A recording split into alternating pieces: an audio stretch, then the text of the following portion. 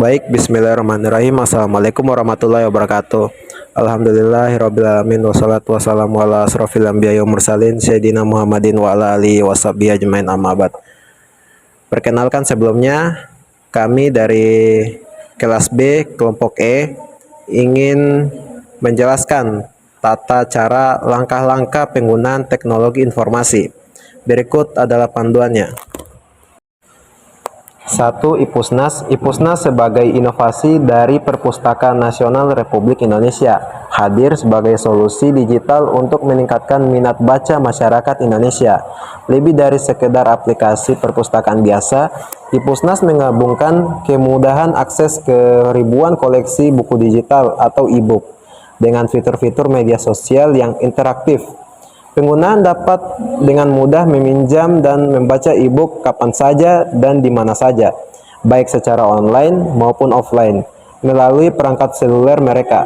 Fitur-fitur unggulan IPUSNAS seperti e-Pustaka memungkinkan pengguna untuk bergabung dengan berbagai perpustakaan digital dan mengakses koleksi buku yang beragam.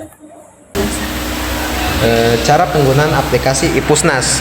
1. Akses aplikasi IPUSNAS melalui situs website. Bisa di-download melalui Play Store atau Microsoft Store. Pastikan Anda telah mengunduh aplikasi IPUSNAS dari situs resmi. Ikuti instruksi untuk membaca di komputer atau laptop Anda. Kedua, install aplikasi di perangkat Anda. Kemudian yang kedua yaitu buka aplikasi IPUSNAS. Kemudian pilih opsi registrasi atau login. Anda dapat mendaftar menggunakan email atau akun Google Anda. Kemudian yang ketiga, menjelajahi koleksi buku. Di situ bisa gunakan fitur pencarian untuk mencari buku berdasarkan judul, penulis, atau kategori yang diinginkan. Misalnya botani tumbuhan tinggi.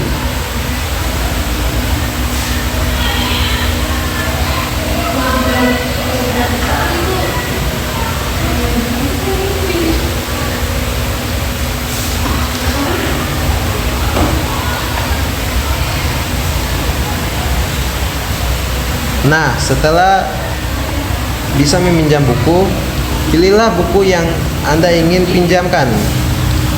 Itu yang kelima itu membaca buku. Pilihlah buku yang ingin Anda baca. Dan selesai. Itu ada Google Lens. Google Lens adalah teknologi pengenalan gambar yang dikembangkan oleh Google. Teknologi ini menggunakan analisis visual berdasarkan jaringan saraf untuk memahami apa saja yang Anda lihat melalui kamera ponsel Anda.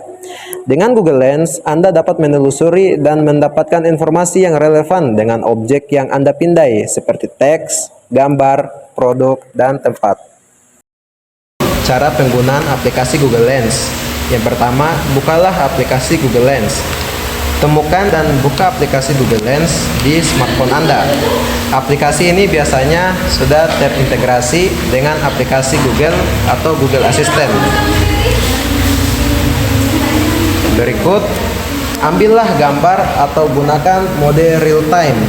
Anda bisa mengambil gambar objek tersebut dengan menekan tombol rana atau menggunakan mode real time untuk melihat hasil scan secara langsung.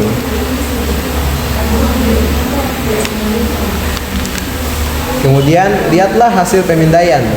Setelah pemindaian selesai, Google Lens akan menampilkan berbagai informasi terkait objek tersebut, seperti pencarian gambar serupa yang Anda akan melihat gambar-gambar serupa dari internet.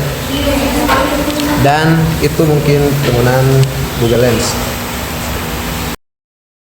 Canva merupakan tools aplikasi desain grafis yang dapat membantu dalam membuat, merancang, atau mengedit desain bagi pemula secara online. Desain tersebut dapat berupa desain, kartu ucapan, poster, brosur, infografik, bahkan presentasi. Canva dapat digunakan dalam beberapa versi yaitu web, iPhone, dan Android. Ada beberapa kelebihan Canva seperti memiliki beragam desain grafis yang menarik, bermanfaat untuk mengasah kreativitas, lebih menghemat waktu dalam desain, praktis, memiliki kualitas gambar dengan resolusi yang baik, dapat mendukung kolaborasi, bisa mendesain dengan PC atau Android, dan hasil dapat diunduh dalam bentuk JPG atau PDF. Penggunaan aplikasi Canva. Yang pertama, buka aplikasi atau website Canva. Akses melalui browser www.canva.com atau aplikasi Canva di HP atau di laptop. Yang kedua, login atau daftar akun. Masuk menggunakan akun Google atau email jika belum punya akun. Klik sign up untuk membuat akun baru. Yang ketiga, pilih jenis desain untuk media belajar, contoh presentasi. Yang keempat, gunakan fitur elemen atau uploads untuk menambah ilustrasi.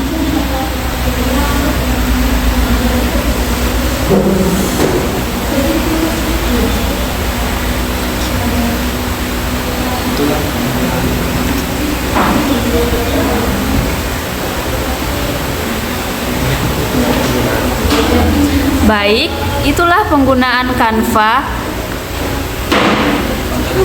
pada proses model ajar. Selanjutnya yaitu Google Classroom. Google Classroom atau dalam bahasa Indonesia yaitu ruang kelas Google adalah suatu serambi pembelajaran campuran yang diperuntukkan terhadap setiap ruang lingkup pendidikan yang dimaksudkan untuk menemukan jalan keluar atas kesulitan dalam membuat, membagikan, dan menggolong-golongkan setiap penugasan tanpa kertas. Google Classroom merupakan sebuah aplikasi yang memungkinkan terciptanya ruang kelas di dunia maya. Selain itu, Google Classroom bisa menjadi sarana distribusi tugas, submit tugas, bahkan menilai tugas-tugas yang dikumpulkan. Berikut cara penggunaan aplikasi Classroom.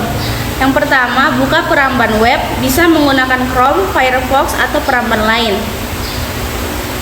Selanjutnya, login akun Google, masukkan alamat email dan kata sandi akun Google yang akan digunakan untuk Classroom. Selanjutnya, bergabung dengan kelas.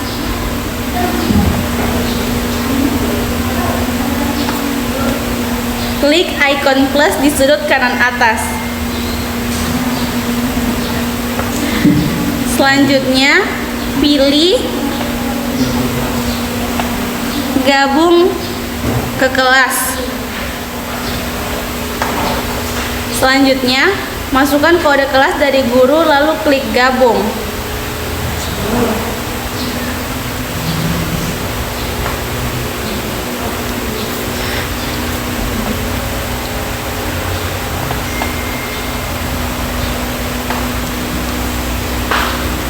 Akses materi di tugas kelas. Yang pertama, setelah masuk kelas, klik tab tugas kelas di bagian atas.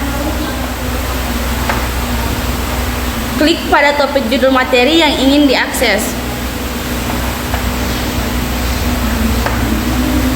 Melihat materi yang akan dibuka. Materi yang dibuka terbuka di jendela peramban.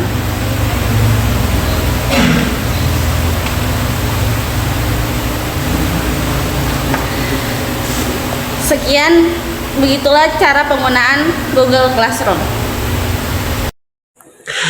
Keterkaitan semua aplikasi ini terletak pada peran kolaboratifnya dalam proses pembelajaran biologi yang lebih interaktif, ilmiah, dan terintegrasi. 1. IPUSNAS sebagai sumber informasi. Penerapannya, siswa dapat mencari berbagai jenis buku pelajaran, buku referensi, novel, dan karya ilmiah dalam format digital melalui aplikasi IPUSNAS. Mereka dapat meminjam dan membaca buku-buku ini kapan saja dan di mana saja melalui perangkat mereka. Yang kedua, Google Lens sebagai alat eksplorasi lapangan.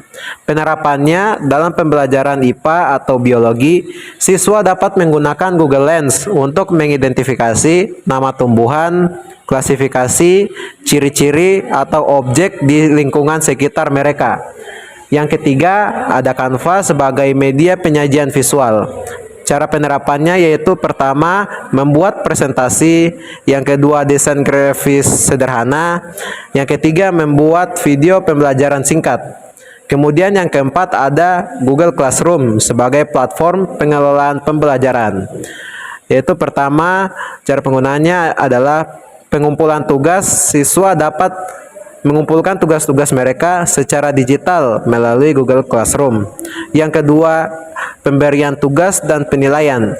Guru dapat memberikan tugas kuis dan ujian melalui Google Classroom, serta memberikan penilaian dan umpan balik langsung kepada siswa.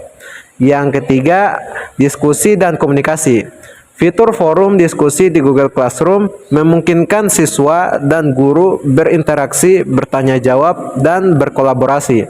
Dan yang keempat, pengumuman dan notifikasi. Guru dapat memberikan pengumuman penting terkait pembelajaran dan tugas melalui Google Classroom. Baik, itulah tadi beberapa panduan atau langkah-langkah ya, mengenai tentang penggunaan teknologi informasi dan keterkaitannya antar beberapa aplikasi. Mungkin itu saja dari kelompok kami, kelas B, kelompok E. Wassalamualaikum warahmatullahi wabarakatuh.